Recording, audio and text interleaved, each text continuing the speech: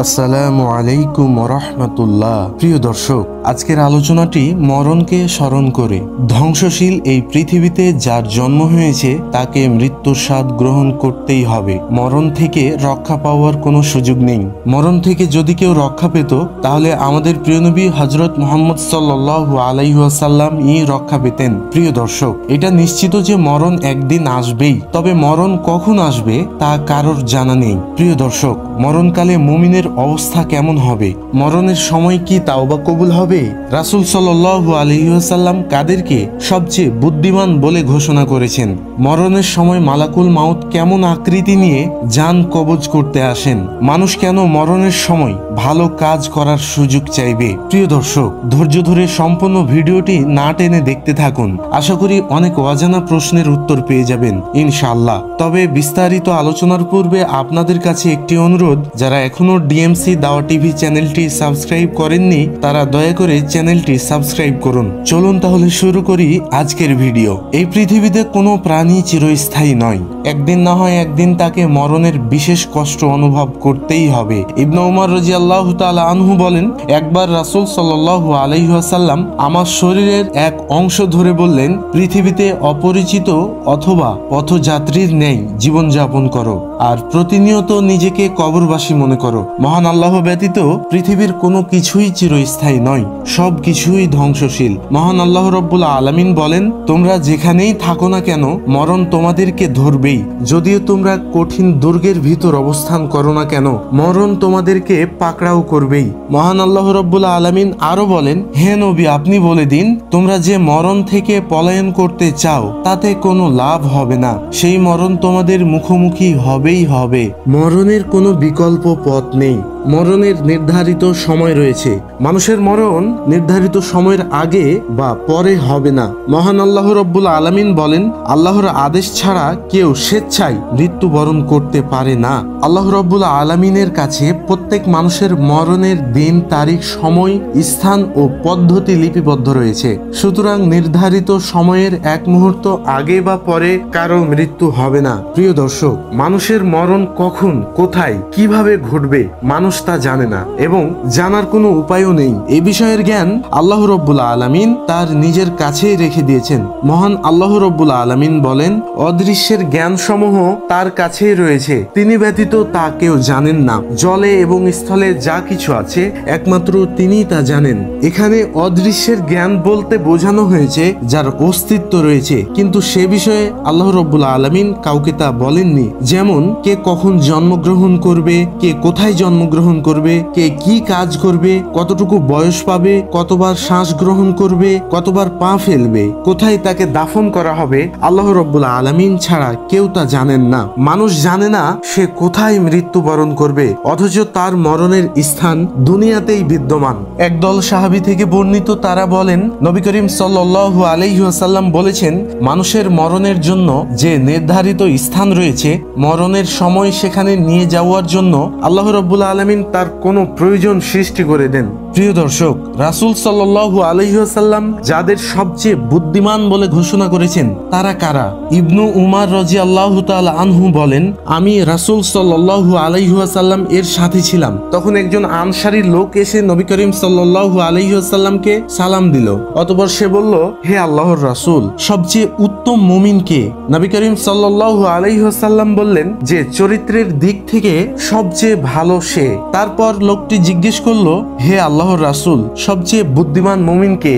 রাসূল সাল্লাল্লাহু আলাইহি ওয়াসাল্লাম বললেন, সবচেয়ে বেশি মরণকে স্মরণ করতে পারে এবং পরবর্তী জীবনের জন্য সবচেয়ে সুন্দর প্রস্তুতি গ্রহণ করতে পারে, তারাই সবচেয়ে বেশি বুদ্ধিমান। প্রিয় দর্শক, আপনারা কি জানেন মরণের সময় মালাকুল মাউত কেমন আকৃতি নিয়ে জান কবজ করতে আসেন? যখন মানুষ মৃত্যুর মুখে পতিত হয় তখন মালাকুল মাউত এবং তার অন্যান্য সাথীগণ মুমূর্ষ ব্যক্তির কাছে হাজির হয়।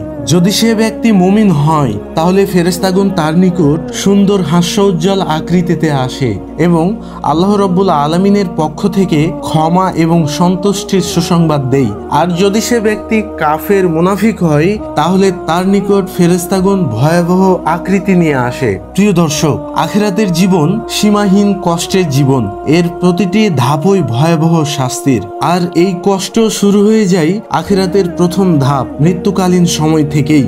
প্রত্যেক ব্যক্তিকেই মৃত্যুর যন্ত্রণা ভোগ করতে হয়। মহান আল্লাহ রাব্বুল আলামিন বলেন, মৃত্যুর যন্ত্রণা অবশ্যই আসবে।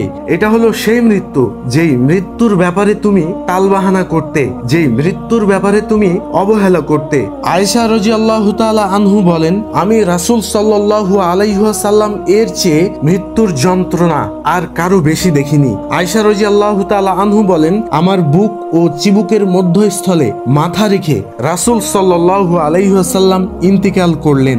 আমি রাসূল সাল্লাল্লাহু আলাইহি ওয়াসাল্লাম এর মৃত্যুর পর আর কারো মৃত্যুর কষ্ট দেখে খারাপ মনে করতাম না, কারণ সর্বশ্রেষ্ঠ ব্যক্তি হযরত মুহাম্মদ সাল্লাল্লাহু আলাইহি ওয়াসাল্লাম যখন মৃত্যুর যন্ত্রণা থেকে রেহাই পাননি, তখন কোনো মানুষই এই মৃত্যু কষ্ট হতে রক্ষা পাবেন না। প্রিয় দর্শক, একটি কথা খুব ভালোভাবে মনে রাখবেন, কারো মৃত্যু যন্ত্রণা দেখে তাকে খারাপ মনে করবেন না। হযরত আয়েশা রাদিয়াল্লাহু তাআলা আনহু বলেন, আমি রাসূল সাল্লাল্লাহু আলাইহি ওয়াসাল্লাম এর মৃত্যু যন্ত্রণা দেখার পর অন্য কারো সহজ মৃত্যুতে ঈর্ষান্বিত হতাম না।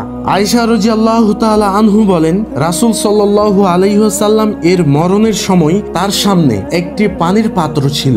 তিনি সেই পানির পাত্রে হাত ঢুকিয়ে দিলেন এবং তা দ্বারা তার মুখমণ্ডল মুছছিলেন এবং বলছিলেন, লা ইলাহা ইল্লাল্লাহু ইন্না লিল মাউতি সাকারাত। আল্লাহ ব্যতীত কোনো মাবুদ নেই, নিশ্চয় মরণে কষ্ট রয়েছে। তারপর তিনি হাত উঠিয়ে বলতে লাগলেন, ফির রফিকিল আলা, ফির রফিকিল আলা, ফির রফিকিল আলা।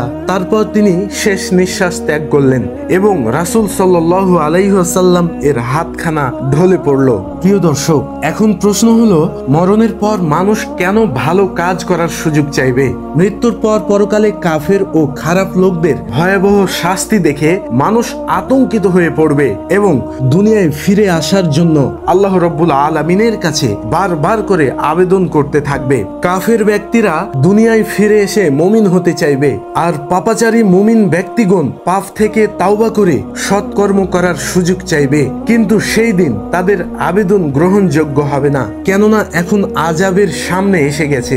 মহান আল্লাহ রাব্বুল আলামিন বলেন, মানুষ মরণের সময় দান সাদকা যাবতীয় সৎকর্ম করার সুযোগ চাইবে, যেগুলো সে সময় থাকতে করেনি। অলসতা, অবহেলা ও অবজ্ঞায় সময় পার করে দিয়েছে, সেগুলো করার জন্য সে আল্লাহ রাব্বুল আলামিনের কাছে পুনরায় সময় চাইবে।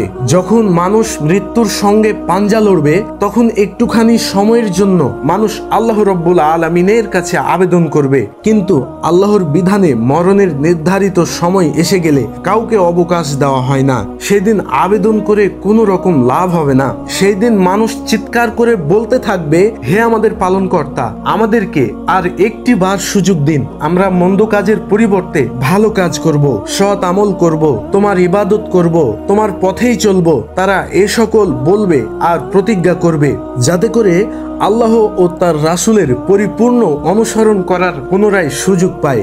অথচ তারা একটা সময় মৃত্যুকে অস্বীকার করত, মৃত্যুকে স্বীকার করত না। প্রিয় দর্শক, মরণের সময় কি তাওবা কবুল হয়? আল্লাহ রাব্বুল আলামিন সূরা নিসা 18 নম্বর আয়াতে ঘোষণা করেছেন, সময় থাকতেই তাওবা করো, সময় ফুরিয়ে গেলে তাওবা করে কোনো লাভ হবে না। সারা জীবন কুফরির মাঝে ডুবে থেকে মরণের সময় ঈমান আনলে ঈমান কবুল করা হয় না, আর সুস্থ থাকা অবস্থায় তাওবা না করলে মরণ শ্বাস উঠার সময় তাওবা কবুল হয় না। তাই আমাদের প্রত্যেকের উচিত সময় থাকতে আল্লাহ রাব্বুল আলামিনের কাছে তাওবা করা, আল্লাহ রাব্বুল আলামিনের কাছে অনুতপ্ত হওয়া। প্রিয় দর্শক, মরণকালে ইমানদারদের অবস্থা কেমন হবে?